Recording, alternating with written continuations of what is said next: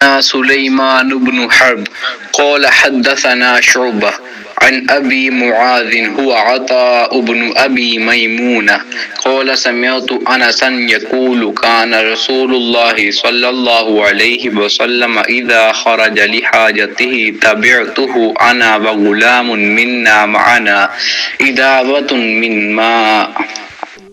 آئینہ رحمت بدن سانسیں چراغ علم و فن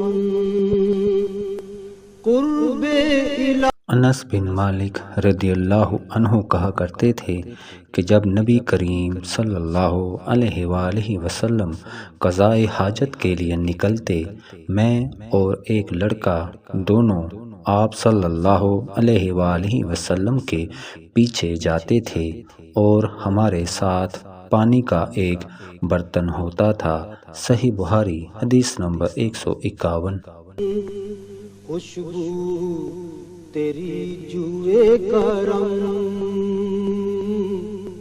آنکھیں تیری باب حرم،